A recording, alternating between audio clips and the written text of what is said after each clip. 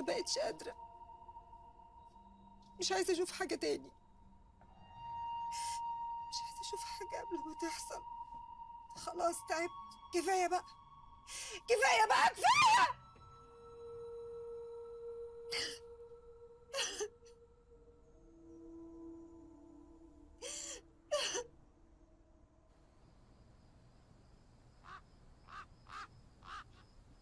يا ترى رحت فين وعايز ايه واختفيت ليه مرة واحدة؟ وايه علاقتك بنسمة بنتي؟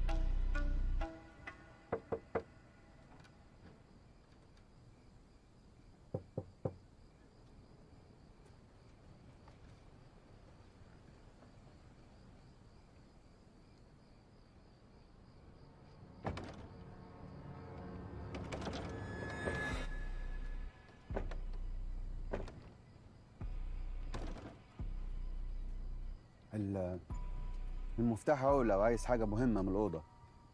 أنا عندي ينسون وعندي قهوة وكراوية ومغات. ممكن أعرف إيه الحاجة المهمة اللي مخلياك عايزني لدرجة إن أنت عايز تكسر الباب؟ عادي، شغلتي.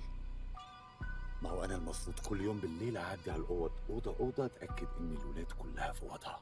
بس يعني أظن إن أنا طلعت بطاقة وبلغت، يعني مش محتاج حد يشقر عليا بالليل عشان يطمن. حضرتك كنت بره بتعمل ايه؟ هلا أنت مالك؟ أنا أعمل اللي أنا عايزه، محدش واصي عليا، وبعدين يعني المفروض لما أجي أخرج من الأوضة آخد إذن منك؟ وماله؟ ما تاخد اذن؟ آه. عادي جدا، خد اذن. اهو ده النظام. احنا هنا في رحله، وانا اللي ماسك الرحله دي. يبقى لازم تيجي تاخد مني اذن، عشان ده النظام، والكون لازم يبقى فيه كله نظام. صح. الحياه ما ينفعش ما يبقاش فيها نظام. أيوه النظام يا ناس، طبعا. نظام، كل واحد لازم يبقى طبعا في اوضته. طبعا طبيعي. يعني انا هاخد منك اذن وانا خارج من الاوضه؟ انا مش فاهم انا. يا عم نظام، عم نظام، تعالى طب اشرب حاجه.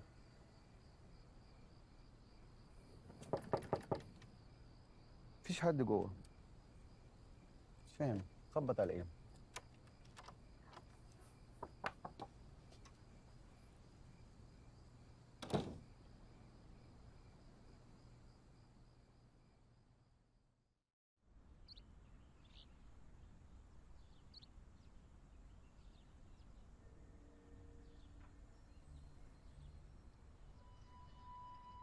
الكامب ده احنا مجهزين له ومخططين له بقالنا من اول السنه تقريبا، لكن بعد الحادثه اهالي الاولاد خايفين، بس لازم ناخد القرار.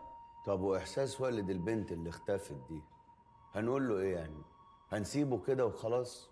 انت عارف كويس جدا ان محدش مننا له دعوه باللي حصل ده، ولا المدرسه ليها دعوه. احنا سلمنا البنت لباباها، واختفت البنت من باباها بره سور المدرسه. يعني مسؤوليه الاب مش مسؤوليتنا احنا. يعني حضراتكوا شايفين ان كل شيء طبيعي، وان البنت اختفائها مش غريب ولا حاجه. البنت راحت ركبت العربيه وما نزلتش منها، ولا الكاميرات سجلت ان حاجه قربت من العربيه او البنت خرجت من العربيه ولا اي حاجه من الحاجات دي، واحنا سايبين كل الكلام ده ورايحين نسافر. سفريه ايه؟ 7 8 ساعات والتحقيقات شغاله لوحدها والبنت اختفت كده وانتوا سايبينها عادي. انتوا شايفين ده منطقي؟ الموضوع ملوش علاقة بالمدرسة، لا من بعيد ولا من قريب، وأنا كل اللي بفكر فيه دلوقتي هما الولاد وبس. بقول لحضرتك ايه؟ وحضرتك شكلك حابه الرحله وانه الاجتماع ده في الاخر بالنسبه لنا كده تحصيل حاصل. أنا لو مكررة أي حاجة ما كنتش اجتمعت بيكم دلوقتي. أنا عاوزاكم تعبروا عن رأيكم براحتكم. أنا عندي رأي. أنا شايفة إن الأطفال لو عرفوا إن إحنا لغينا الرحلة بسبب اختفاء رغد ده هيخليهم يخافوا أكتر. ده غير إن وجودنا معاهم في الرحلة هيخلينا نقدر نتكلم معاهم ونجاوب على أسئلتهم بشكل سليم. على العموم أنا سعيدة قوي قوي بكل آرائكم الجميلة دي، وإن شاء الله هاخد قراري وأبلغكم. اتفضلوا بقى على شغلكم. كان دكتور خيري، ثانية واحدة لو سمحت. كنت أحب إن أنت تطلع معانا السنة دي، بس أنا شايفة خليها السنة الجاية إن شاء الله. وارد طبعا يا فندم، بس أظن الوزارة لو عرفت إن رحلة كبيرة زي دي طالعة من غير دكتور أظن هيبقى لها رأي مختلف. عن إذنك.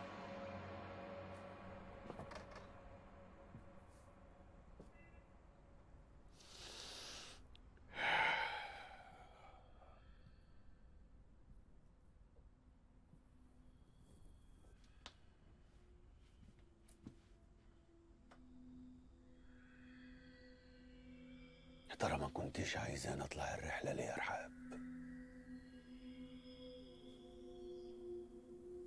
أكيد في حاجة مخبيها هنا، أكيد.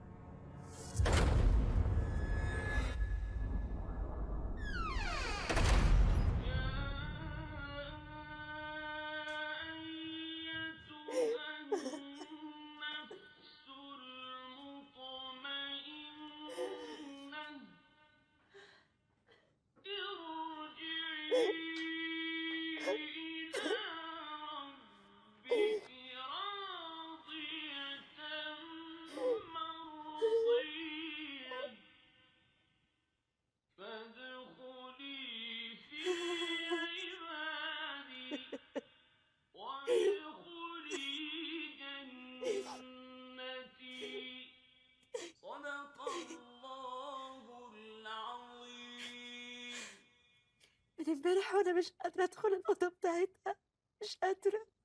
مش لازم تدخليها دلوقتي لحد ما تهدي. انا مش عارفه اصدق انها مشيت وسابتني خلاص. كانت لسه قاعده معايا. تقوليش كده، هي عند ربنا احسن من اي حد. انا ما بقاش ليا حد غيرها، كانت كل حياتي، ما بقاش ليا حد خالص. يا ريته كان خدني وسابعني، والله كان هيبقى احسن. بعد الشر بقى، والله كان هيبقى احسن. ما تعمليش في نفسك كده بس.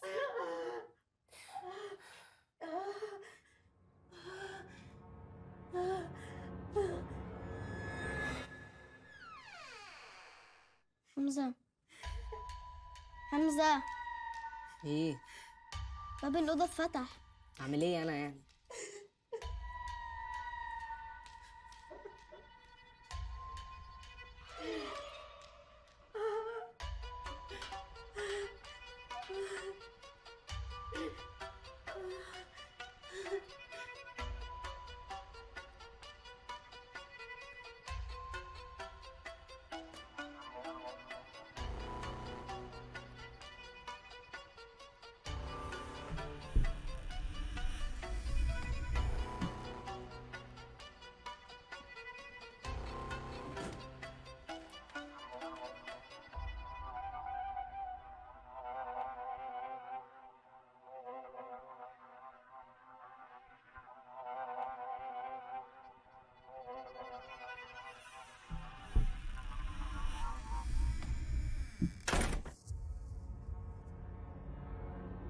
ليان، بتعملي ايه هنا يا حبيبتي؟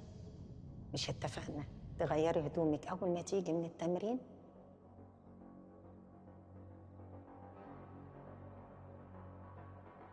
السندوتش اللي بتحبيه بره على الترابيزه، كلي ونامي على طول علشان المدرسه. انت رجعتي ازاي؟ يعني ايه رجعت ازاي؟ انا ما خرجتش اصلا.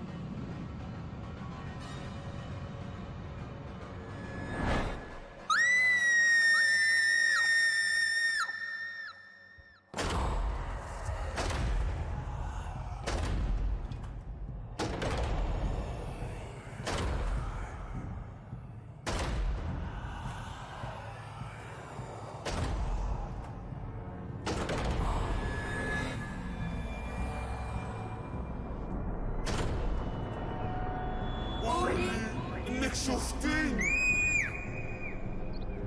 لا حلو. مش لارا مش لارا. مالك؟ في ايه مالك مفزوعه كده ليه؟ اقعدي اقعدي. اهدي، مالك؟ مش لارا، هو انت بتخافي؟ خاف؟ اكيد كل الناس بتخاف يعني، بس انا هخاف من ايه؟ ازيك يا استاذه ليان؟ عامله ايه؟ طمنيني عليكي. اخبار الصداع ايه؟ هي ليان كمان بيجيلها صداع؟ من قله النوم. بتناميش ليه؟ دكتور خيري، انا عندي سؤال ومحدش هيجاوبني عليه غيرك. هي الاشباح كلها بتخوف؟ ايه اللي انت بتقوليه ده؟ وايه السؤال الغريب ده؟ بتساليه ليه؟ حد منكم عنده اجابه ولا امشي؟ طب اقعدي بس، اقعدي. تمشي تروحي فين؟ اقعدي، هدي اعصابك علينا كده شويه. السؤال صعب ومحتاج تركيز. شوفي يا ستي، هو اساسا ما فيش حاجه اسمها اشباح يعني، بس ما اظنش ان كل الاشباح يعني بتخوف. اكيد في اشباح بتبقى الناس طيبين، فدي بالتاكيد مش بتخوف. وانت جبتي كلمه اشباح دي منين؟ مش لارا، وحضرتك ما بتتفرجيش على افلام ولا ايه؟ لا بتفرج، ما هي الافلام دي اللي موديانا في داهيه يا حبيبتي. انا مش بخاف على فكره، انا جريئه، بس ساعات زي ما تقولوا كده ساعات بخاف. كويس. كويس يعني الخوف احيانا بيبقى شيء صحي، لانه الخوف ده ممكن يمنعك ان انت تخشي اماكن خطيره مثلا. صحيح. او انك تعملي حاجات وحشه. الخوف ممكن يمنعك ان انت تفكري في حاجات مش كويسه زي اللي انت بتفكري فيها دلوقتي. دكتور خيري، نعم. انا اقتنعت بكلامك. انا مش عارف ارد جمالك ازاي. شكرا ليك، شكرا. باي. باي باي. باي باي يا حبيبتي، ربنا معاكي. ايه بس؟ شفتي بدايتك ولا اقوم امشي؟ لا بتهددنا البنت. دكتور، هي ليان دايما بتتكلم وبتسأل في موضوع الأشباح ده؟ لا خالص، اول مره تسال في حاجه زي كده. بس انت عارفه الاطفال خيالهم واسع.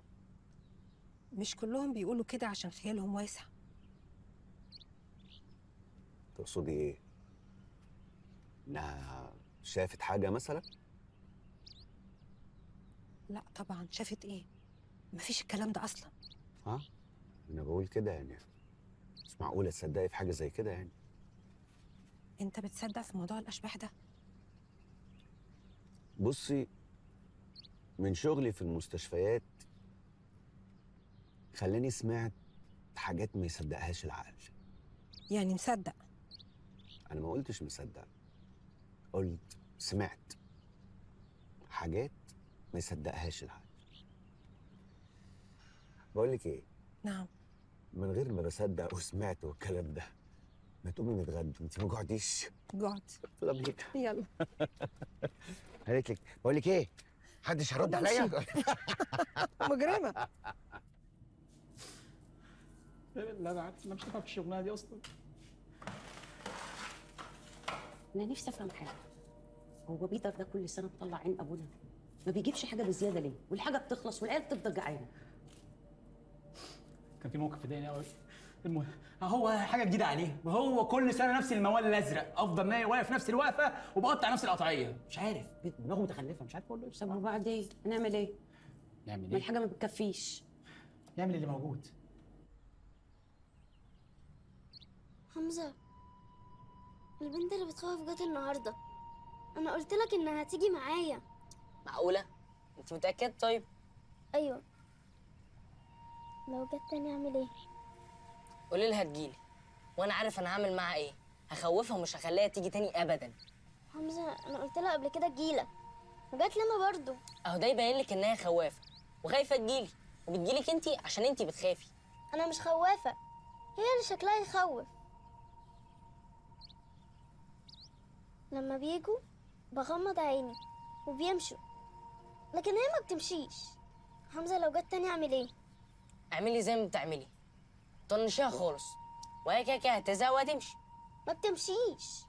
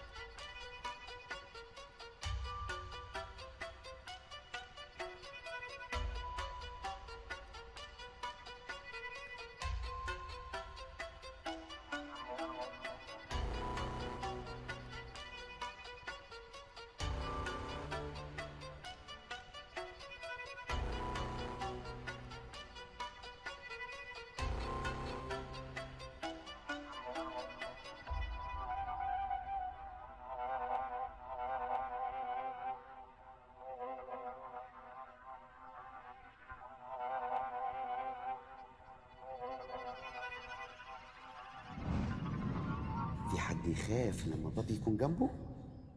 يلا بينا ننام وهحكي لك حدوته كمان.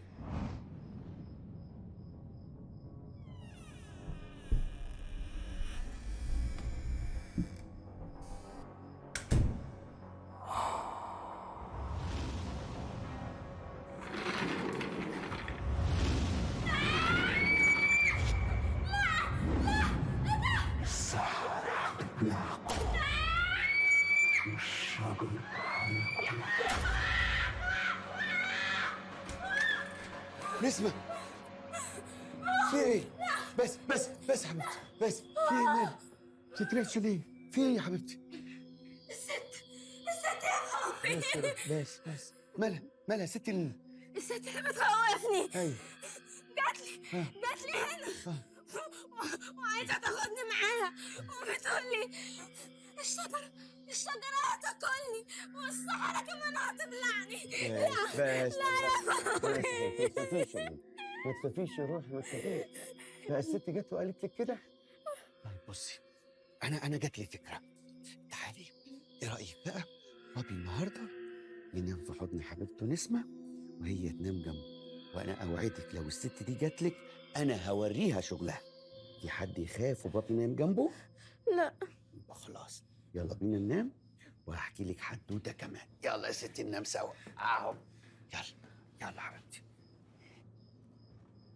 كان يا مكان، يا سعد يا إكرام، وما يحلى الكلام إلا بذكر النبي عليه الصلاة والسلام. كان في زمان، في سالف العصر والأوان،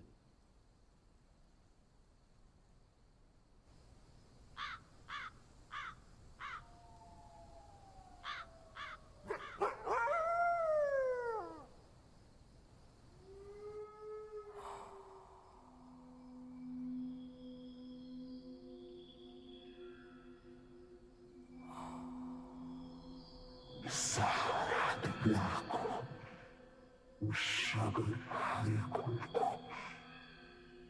قولي انك شفتيني.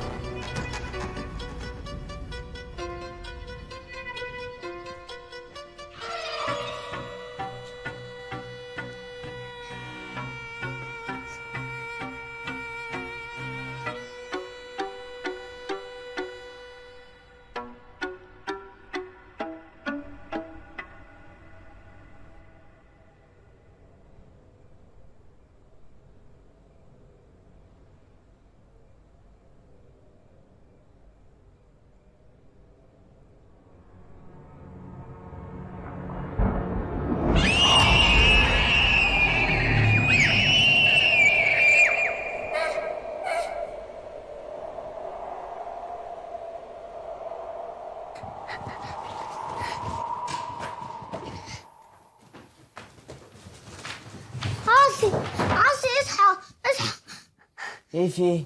في واحدة ست في اوضتي. ست ايه؟ بقول لك واحدة ست وشها بيخوف في اوضتي، تعالى بسرعة. حاضر جاي. مفيش حاجة، اكيد بيتهيألك.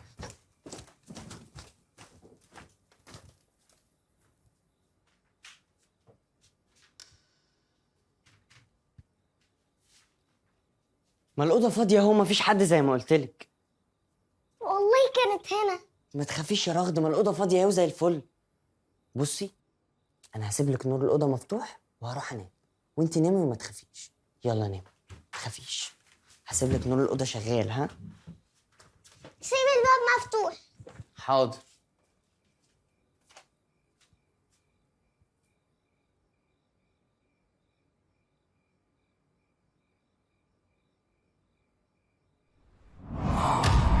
الصحراء هتبلع والشجرة هتبلع.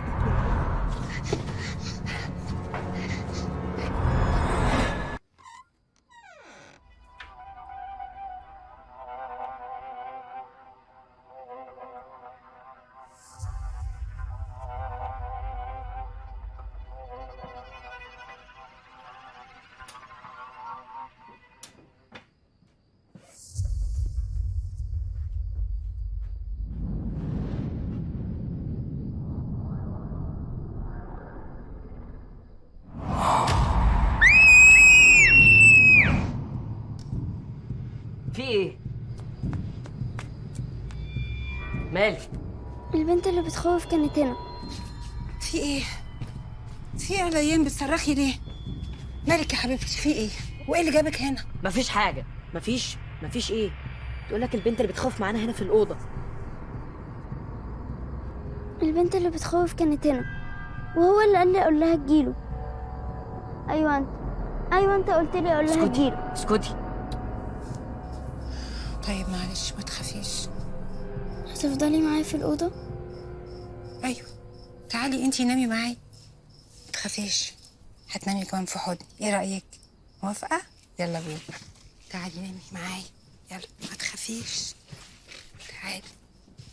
نام يا ولاد، نام، مفيش حاجة إن شاء الله. نام.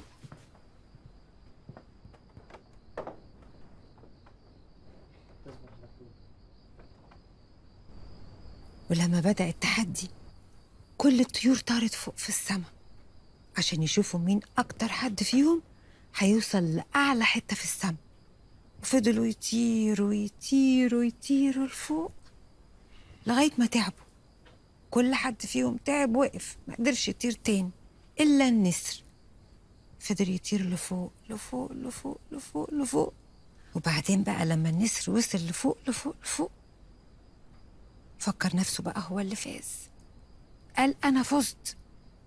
في اللحظة دي طلع العصفور من بين ريشه وطار فوق 4 متر. النسر اتغاظ جدا وقال له تعالى هنا يا عصفور، أنا ازاي ما شفتكش؟ أنت كنت فين؟ قال له أنا كنت قريب جدا منك، بس كنت مخفي عنك وما كنتش شايفني. نمت حبيبي.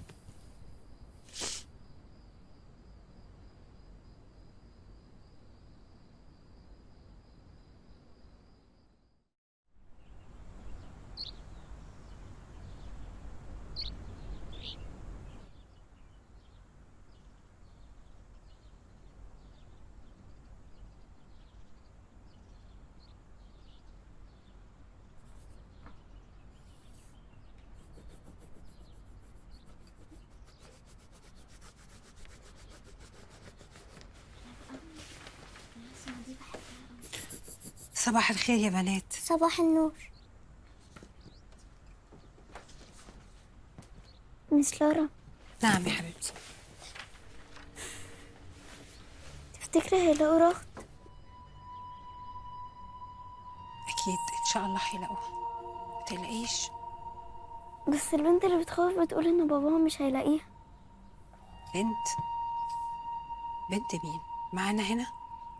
جاية من المدرسة. مش فاهمة، يعني هي معانا في الرحلة ولا مش معانا؟ بقولك جاية معانا من المدرسة، وآخر مرة شفتها كانت مع رغد وهي خايف من الشباك.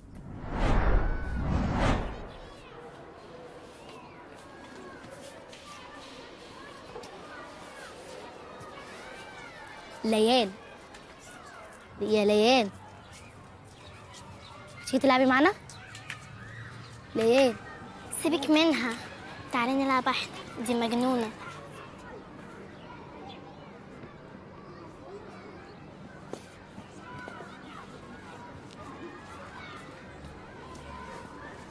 تيجي تاكلي معاه؟ مالك سرحانة في ايه؟ البنت اللي بتخوف جوه العيادة.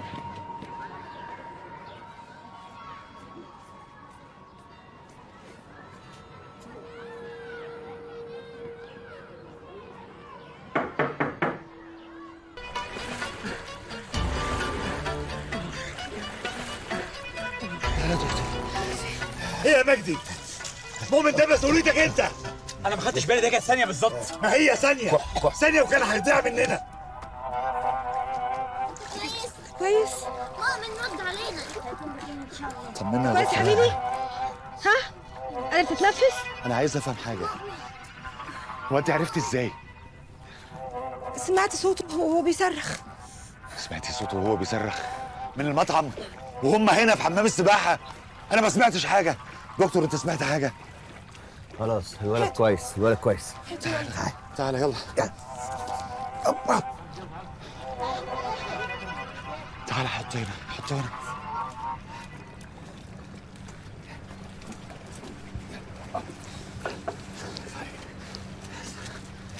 انت كويس يا مؤمن؟ كويس؟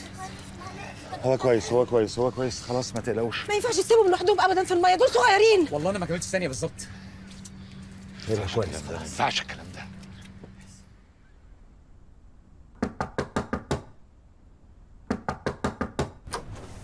مين؟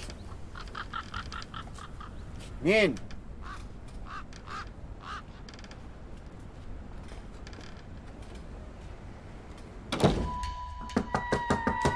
مين؟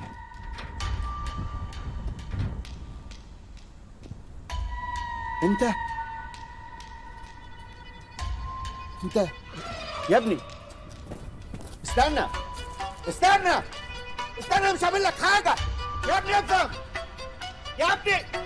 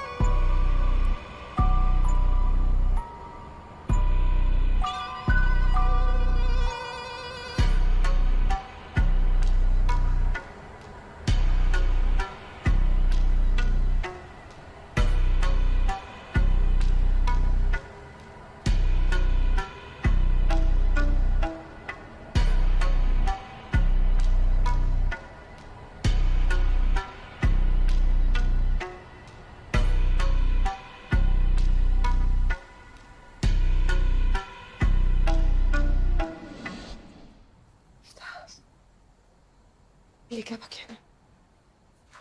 معلش انا عارف اني اتاخرت عليكي، بس انا جاي اعمل حاجه وشفت القطط دخلت. لقيتهم؟ اه انا دخت عليهم، كل شويه الاقيهم في حته. انا هجيبهم لك ما تقلقيش. بقول لك ايه، انا عايزاك تقول للدكتور خيري ان الكلام اللي قاله على المدرسه وصلني كده بقى، هو مش هيطول معايا. حاضر ما تقلقيش، هجيب القطط. هاتهم.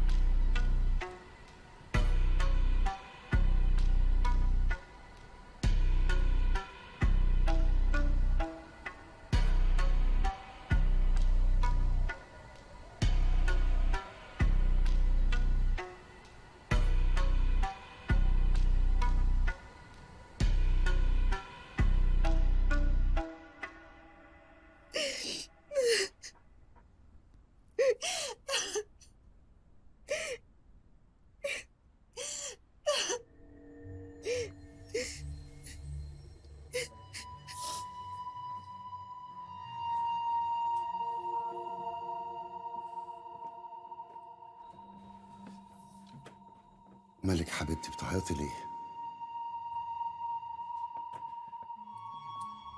مالك بس قولي لي فيه ايه؟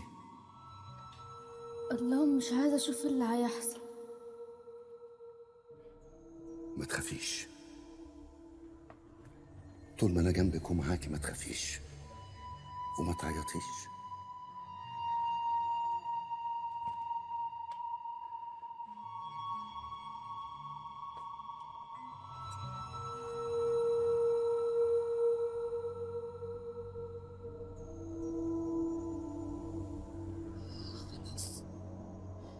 خلاص بقى، خلاص، ما بقتش قادرة، مش عايزة أشوف حاجة تاني، مش عايزة أشوف حاجة قبل ما تحصل، خلاص تعبت.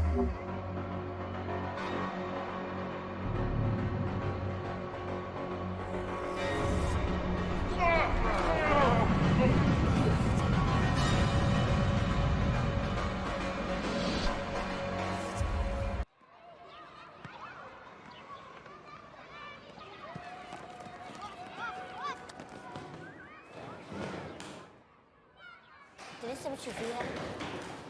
ايوه. وهي نفسها؟